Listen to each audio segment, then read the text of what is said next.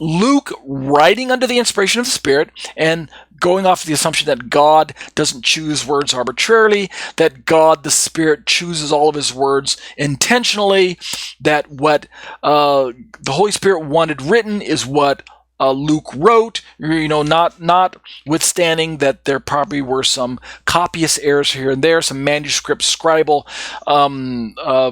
errors here and there, or additions or subtractions, either intentionally or non-intentionally. But generically speaking, as far as we can tell, using the manuscript families that have been made available and survived down through the sands of time, this is a reliable transmission of what took place when Stephen was being stoned, and a reliable account from Luke's writing perspective. Was Luke right there witnessing the event?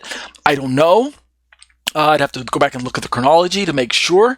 And even if he wasn't there, the Holy Spirit gave the story to him after the fact and told him what to write, kind of like what the gospel writers did, writing after the fact, some of them writing after the fact of what took place in Yeshua's time.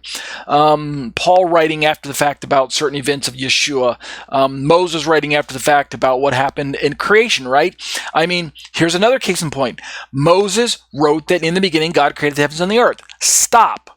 Please tell me that you don't believe that Moses was there when God created the heavens and the earth. Last time I checked, no one was there when God created the heavens and the earth except God himself.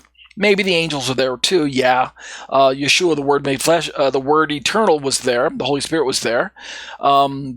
And Satan may not have been there. It depends on what time you place his fall. But the point being is man wasn't there yet. And yet Moses wrote, in the beginning God created the heavens and the earth. How did Moses know that? Well, obviously God told him after the fact that this is what happened. Do we believe Moses' account? Absolutely. Is it factual? As far as I can tell. Is it authoritative? 100%. Well, then we must use that same criteria with the verse here. So Luke wrote that the Holy Spirit was who was filling Stephen, not God, not Jesus.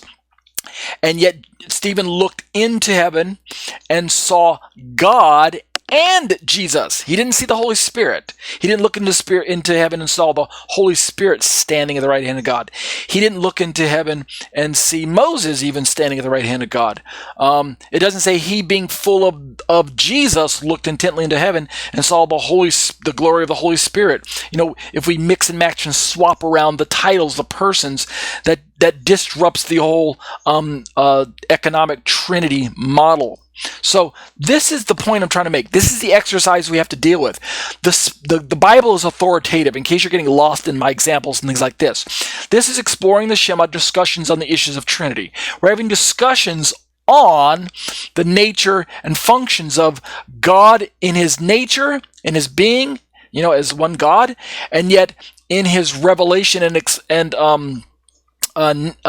functions as revealed to us as three persons. So this is what we have to deal with. This is really, this next verse here, as I look in my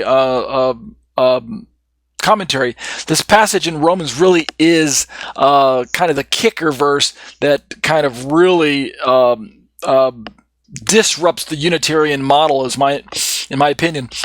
And so for that reason, we're going to stop right here, and we're going to leave it on a cliffhanger.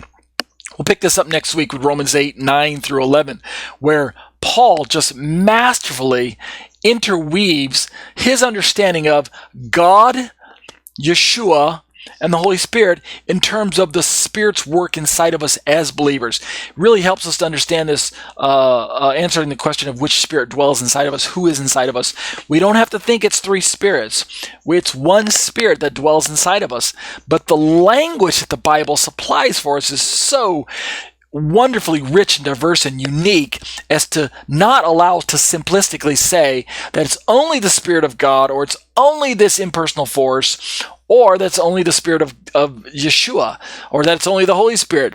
It's wonderfully rich and diverse the way that the Bible has been preserved for us. And so we'll turn to that next week, but that'll do it for exploring the Shema, discussions on the issues of Trinity.